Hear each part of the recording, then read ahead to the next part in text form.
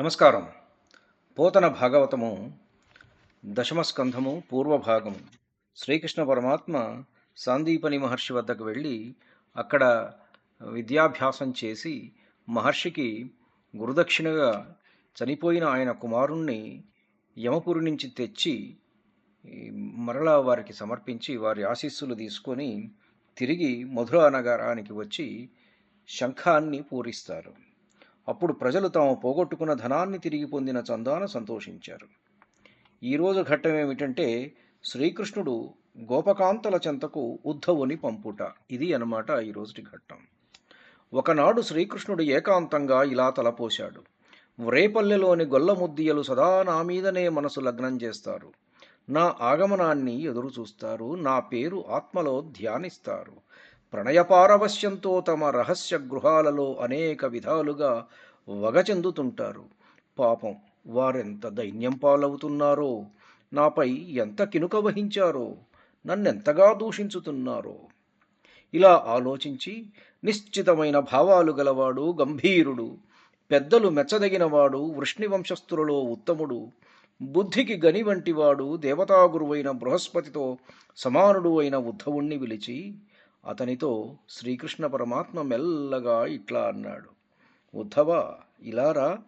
ప్రణయమూర్తులైన గోపికలు నా ఆగమనాన్ని ఎదురు చూస్తూ నా మీది వ్యామోహంతో అన్నీ మరచిపోయి ఎంతగా దుఃఖపడుతున్నారో. నమ్ముకున్న తమ్ము విడవడం ధర్మం కాదని వారంటూ ఉండేవారు. వేగంగా వెళ్ళు. పెచ్చరిల్లుతున్న వియోగమనే అగ్నిజ్వాలలతో వారెలా ప్రాణాలు భరించి ఉన్నారో. లోకధర్మాలను దిగవిడిచి నా ఎడ చూపు నిలిపి నా యందు ప్రపత్తి చేసేవారికి నేను లోబడి దయామయ దృష్టులతో వారిని కాపాడతాను. ఆశ్రయించిన వారిని ఆదుకోవడం నాకు స్వభావసిద్ధమైన గుణం. కమలముల వంటి కన్నులు గల కాంతలారా, సంశయము మానండి, మిమ్ము వదిలిపెట్టను, బృందావనానికి వస్తాను అని కృష్ణుడు వార్త పంపినాడని నీవు రహస్యంగా గోపికలతో చెప్పు అని చిరునవ్వుతో అందమైన అరవిందం వంటి మోముగల గోవిందుడు ఉద్ధవుని చేతిని తన చేతితో పట్టుకుని రసవంతములైన మాటలు పలుకుతూ సాగనంపినాడు. ఉద్ధవుడు అరదమునెక్కి అర్కుడు అస్తమించే వేళకు వ్రేపల్లెకు చేరినాడు. అడవులలో మేతమేసి వచ్చే ఆలమందల పాదధూళులు అతని రథాన్ని కప్పివేస్తుండగా ఉద్ధవుడు గోకులంజేరి నందుని మందిరంలో ప్రవేశించినాడు. నందుడు ఆనందంతో ఆ పుణ్యాత్ముణ్ణి ఆలింగనం చేసుకున్నాడు. ఇతడు మా పాలిటి గోపాలకృష్ణుడంటూ సాదరంగా పూజించాడు. కోరిక తీరేటట్టు కమ్మని భోజనం పెట్టినాడు. ప్రయాణం వల్ల కలిగిన శ్రమ పోగొట్టినాడు. అతణ్ణి చూసి ముచ్చటింపగోరి ఎంతో సంతోషంతో ఇట్లన్నాడు. నాయనా ఉద్ధవ, నా చెలికాడు వసుదేవునకు క్షేమమే కదా? గర్వాంధుడైన కంసుడు కడతీరిన తర్వాత తన కుమారుల సేవలు అందుకుంటూ సుఖంగా ఉన్నాడు కదా? అన్నా ఉద్ధవ, అక్కడ అందరూ కుశలమేనా? కృష్ణుడు తల్లిదండ్రులమైన మమ్ము సంతోషంతో తలచుకుంటూ ఉంటాడా? తనకెడమైన గోపకులను, గోపికలను, చెలికాండ్రను, ఆలమందులను ఎల్లప్పుడూ స్మరిస్తాడా? ఇక్కడి వనాలను, నదులను గూర్చి ముచ్చటిస్తుంటాడా? ఇటు మా వ్రేపల్లెకు వెన్నుడు ఎప్పుడు వస్తాడయ్యా? అన్నా భద్రమే, తల్లిదండ్రులమమున్ హర్షించి చింతించునే, తన్నుంబాసిన గోపగోపికల మిత్రవ్రాతమున్ గోగణంబు నిత్యంబుదలంచునే, వననదీ భూముల్ ప్రసంగించునే, వెన్నుండెన్నడు వచ్చునయ్య ఇటమా వ్రేపల్లెకున్ ఉద్ధవా. కందులేని చంద్రుని చందంగా అందాలు చెందుతూ కాంతులు వెదజల్లే ఆ కమలాక్షుని ముద్దుల ముఖం స్వేచ్ఛగా ఆలోకించే అదృష్టం ఈ జన్మలో నాకు లభిస్తుందా? ఈ విధంగా గోపాలవరేణ్యుడైన నందుడు శ్రీకృష్ణుడు మునుపు చేసిన కృత్యములన్నింటినీ పలుమార్లు చెప్పి చెప్పి బొంగురువోయిన కంఠంతో మాటాడలేక కన్నీటితో కలకబారిన కన్నులు గలవాడై మిన్నకున్నాడు. ఈ విధంగా తనపతి గోపాలకృష్ణుని గుణాలు ఉగ్గడిస్తుండగా యశోద ప్రేమతో పరవశమైన మనసుగలదై చనుమొనల నుండి పాలు జాలువారగా, కనుగొనల నుండి కన్నీటి ధారలు కారగా చలించిపోయింది. మీరు ధైర్యంగా ఉండండి. తల్లిదండ్రులైన మిమ్ము దర్శించడానికి కమలాక్షుడు త్వరలోనే వస్తాడు. మిమ్ము చూచి మీకు శుభములు చేకూరుస్తాడు, చింతించకండి. రామకృష్ణులు సామాన్య మానవులా? మోక్షమునకు అధినేత అయిన శ్రీ మహావిష్ణువు భూభారాన్ని తొలగించుటకై రామకృష్ణుల రూపాలలో భూమి మీద అవతరించాడు.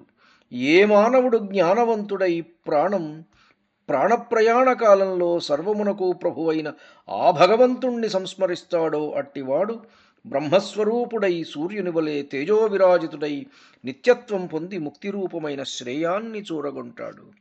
అట్టి నారాయణుడు అన్ని ప్రాణులయందు ఆత్మగాయున్నాడు. కారణవశంగా మానుష విగ్రహం గైకొన్న ఆయనపై మీరు మనసులు చేర్చి కొలిచారు. మీరు పరమధన్యులు. కట్టెలలో నిప్పు చొప్పున అతడెప్పుడూ సకల ప్రాణులందు ప్రకాశిస్తూ ఉంటాడు.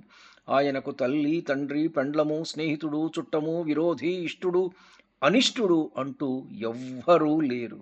జనన మరణాలు లేవు. సజ్జనులను సంరక్షించుకొనుట కొరకై త్రిగుణరహితుడైనను గుణములు ధరించి సృష్టి స్థితి లయాలు అనే లీలలు సాగిస్తుంటాడు అని పలు విధాల ఉద్ధవుడు శ్రీకృష్ణుని మహిమల గూర్చి ముచ్చటిస్తూ ఆ రాత్రి గడిపాడు. వేకువనే పెరుగు చిలికే చప్పుళ్ళు విని నిద్రలేచాడు. సంధ్యోపాసనాది నిత్యానుష్ఠానాలు నెరవేర్చుకొని ఒక ఏకాంత స్థలంలో ఉన్నాడు. ఆ సమయంలో గొల్ల చెలువలు అక్కడికి వచ్చారు. వారు పద్మముల వంటి కన్నులు గలవాడును, అందమైన మోము గలవాడును, విశాలమైన వక్షము గలవాడును, పచ్చని పట్టుపుట్టము కట్టినవాడును, మోకాళ్ల వరకు వ్రేలాడు చేతులు గలవాడును, కమలమాలా విభూషితుడును, మెరుగారు కుండలములు దాల్చినవాడును అయిన ఒకానొక పురుష పుంగవుడు మా కృష్ణుని వలె ఇక్కడ ప్రకాశిస్తున్నాడు అని చెప్పుకుంటూ చంద్రవంశ్యుడైన ఉద్ధవుణ్ణి చూశారు. రాజీవాక్షుడు, సుందరాస్యుడు, మహోరస్కుండు, పీతాంబరుండు, ఆజానుస్థిత బాహుడంబురుహ మాలాలంకృతుండుల్లసద్రాజత్కుండలుండొక్క వీరుడు ఇచటన్ రాజిల్లుచున్నాడు. మా రాజీవాక్షుని భంగినంచుగని రారాజాన్వయున్ గోపికల్. రాజీవాక్షుని భంగినంచుగని రాజాన్వయున్ గోపికల్. అలా చూచి సిగ్గుతో కూడిన నవ్వులు చూపులు తమ వదనాలకు సొంపు సంపాదించగా ఆ గోపకాంతలు ఉద్ధవుడితో ఇలా అన్నారు. ధన్యుణ్ణి. నమస్కారం. రేపు భ్రమర గీతలు. నమస్కారం. మీ ఊటుకూరు జానకి రామారావు.